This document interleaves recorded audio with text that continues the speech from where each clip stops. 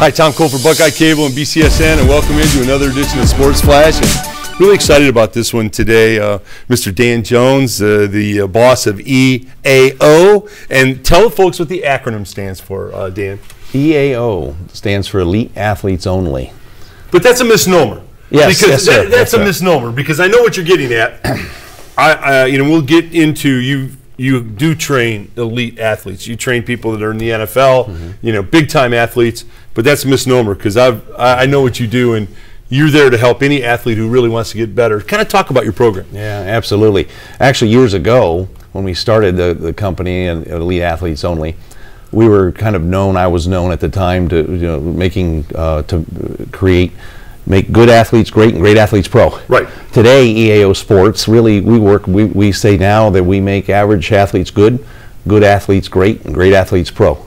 We're working with 7- and 8-year-olds, very average athletes, young youth that maybe don't have the ambitions and dreams to go to the NFL or right. NHL, but so we're working with boys, girls, young, old, kind of a broad breadth of different sports. See, Dan, I'm going to take you down another road, because it's so interesting to me. What you do is so valuable. Yes, you're making these kids better athletes, and that's fantastic. And they're going to do better on their teams, because I know your reputation. I know what you do. We'll get into the walleye in just a little bit. You're great at what you do. But I think you do something even that's more important than that, and that is, I think you teach confidence. I think you teach mental toughness, and I think you teach competitiveness, which everybody stops playing athletics. We were talking off air. Joe Namath stopped playing. Joe Montana stopped. Tom Brady will stop playing someday. That's right. But that competitiveness that you've learned will carry over into business, into life, and anything you do. And I think those are some, besides great drills, I think those are some of the important things that you're teaching. Yeah, sure. I think that as much as we talk about the physical, the mental is there. We talk about passion for your craft. Yeah. Whatever that may be, and it applies to maybe your career path or your job is. If you have passion for your craft, you give it 100%. And you reference, mental toughness and what we call competitive excellence, and that is, competing, give it 100%, work ethic. We preach, for lack of a better description, to our young athletes that great things happen when you work hard. Right. Nothing replaces hard work, and we have this saying as well: it's nothing is free. Input affects output. It doesn't matter if it's your academics, your physical self, your sport, your career.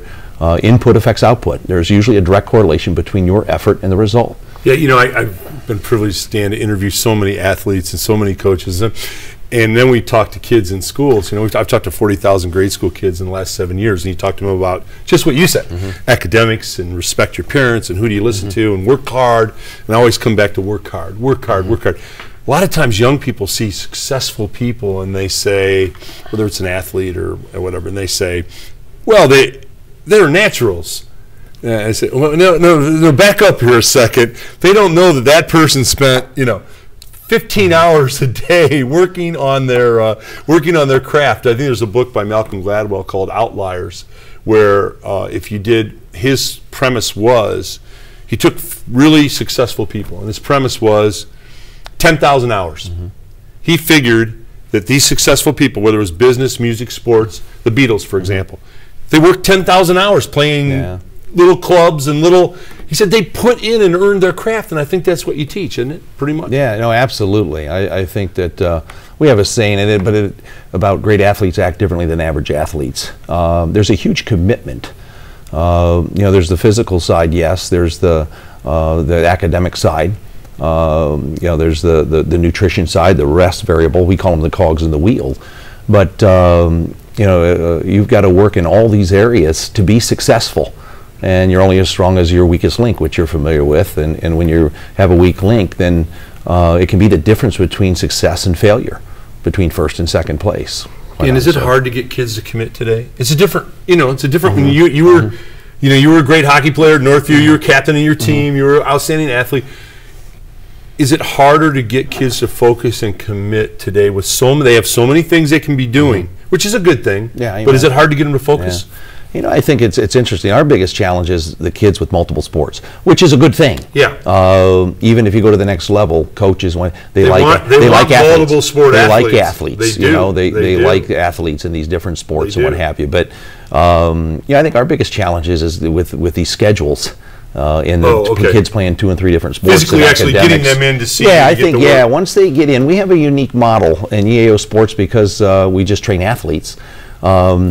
It's a wonderful place to be for an athlete. Little kids come in, average athletes come in, and they see the other athletes training, exercising, all toward a common goal. We're all after the same thing, to get better in our sport, compete.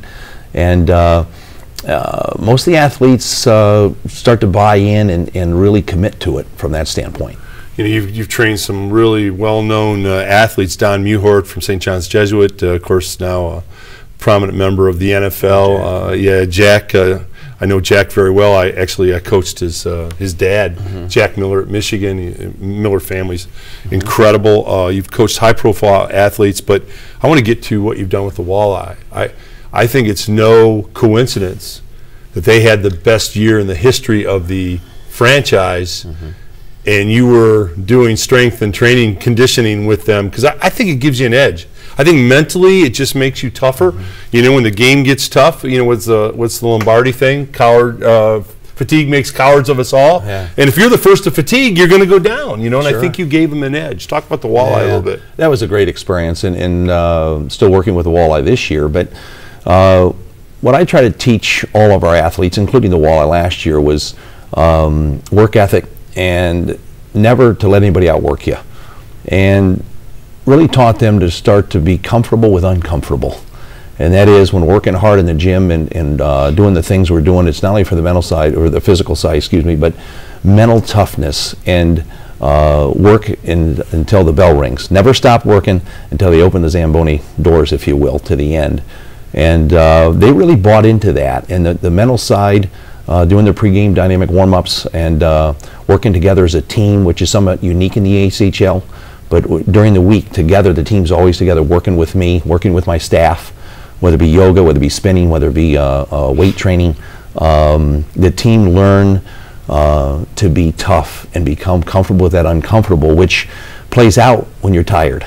Got it. You know, the mind quits before the body. Right. And they just were used to, don't get me wrong, they had a tough time and they were tired as well. But if you become comfortable with that and understand it, and if you can do that, it gives you a competitive advantage, if you will, over the other team, because you're training in that area all the time. You're in a position, you're training when you're tired and uncomfortable and pushing these prowler sleds and what have you. And even though it's difficult, you become a little bit comfortable with it. Quite honestly, I reference like special forces and military type training, is that they become comfortable with the uncomfortable. Yeah. You can push your body further than you realize. Yeah, and the mind usually quits before the body, so you got to be mentally tough, and that's something that we preach every day with our athletes, but referencing the Walleye, definitely. And I think at first they thought I was a little bit different, but who's this crazy guy working us out? Yeah, and, no, I get that. But in the end, I think they really they bought into it. They committed to it, and as I mentioned to them early in the year, we may never win a game this year, but no one will outwork us. Yeah. Why? We have control of our work ethic. Right. Well, and it's critical. You win a lot of games. Dan, parents out there, mom and dads watching, they have young athletes, boys and girls. They want them to improve. They want them to get better. They want this kind of training that EAO Sports and your fine staff provide. How do they get a hold of you? What do they do? First off, they can look at EAOsports.com. That's EAOsports.com, and there's a lot of information on there. Our contact information, my cell phone's on there. Okay, so that would be a starting point. That's the easiest point. Okay. Obviously, we're on Facebook as well at EAO Sports, but those would be the two avenues to first reference. Okay, very good. Listen, Dan Jones, on behalf of Buckeye Cable and BCSN, you're making a difference. You know, John Kennedy once said that one person can make a difference and everybody should try. You're making a difference in young kids' lives every day. Thank you so much, Dan. I appreciate it, sir. All right, sir. Thank you. Tom Cole for Buckeye Cable and BCSN.